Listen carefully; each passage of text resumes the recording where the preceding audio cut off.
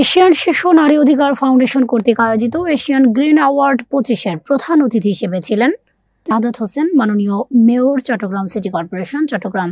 উদ্বোধনী বক্তব্য মোহাম্মদ আলী, প্রতিষ্ঠাতা ও মহাসচিব, এশিয়ান নারী ও শিশু অধিকার ফাউন্ডেশন। সভাপতিত্ব Lion and Zafar Ullah, chairman, Asian নারী ও শিশু অধিকার ফাউন্ডেশন।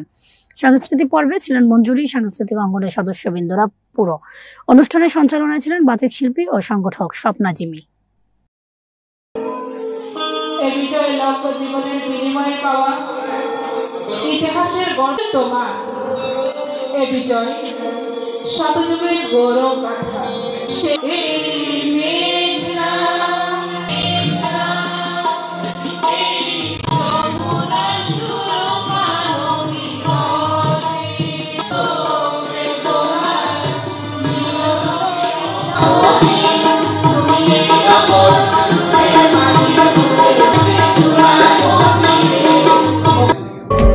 তুমি ঘুরে এসেছো তোমার মানচিত্রের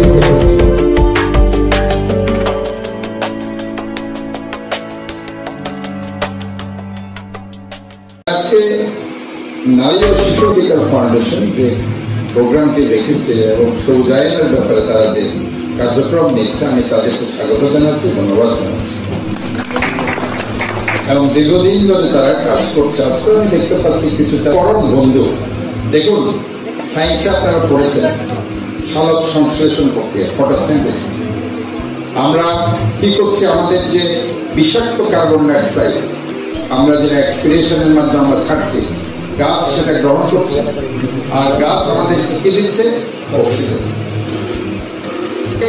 আমাদেরকে গাছের প্রতি যত্নবান হতে হবে।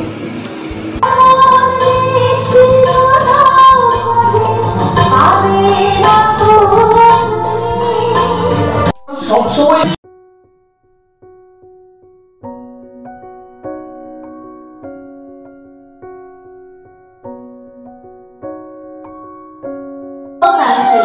সবুজ পাতারা ভালো দেখো, চোর ছুটে ঘুরে কর ভালো দেখো।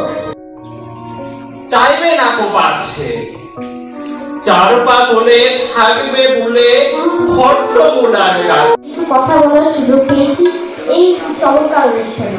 এশিয়ান নারী ও শিশু অধিকার ফাউন্ডেশনের উদ্যোগে আয়োজিত এশিয়ান গ্রিন বাংলাদেশ অ্যাওয়ার্ড 2015 এর মঞ্চে। প্রিয় শ্রোতাবৃন্দ, আমাদের পরিবেশ আল্লাহর এক অমূল্য দান, কিন্তু দুঃখের বিষয় আমরা প্রতিদিন নিজের আর অজান্তে একে নষ্ট করছি। গাছ কেটে বায়ু ও পানি দূষণ করে প্রকৃতির সম্পদ অপচয় করি। যদি আমরা প্রকৃতির যত্ন না নিই, প্রকৃতিও একদিন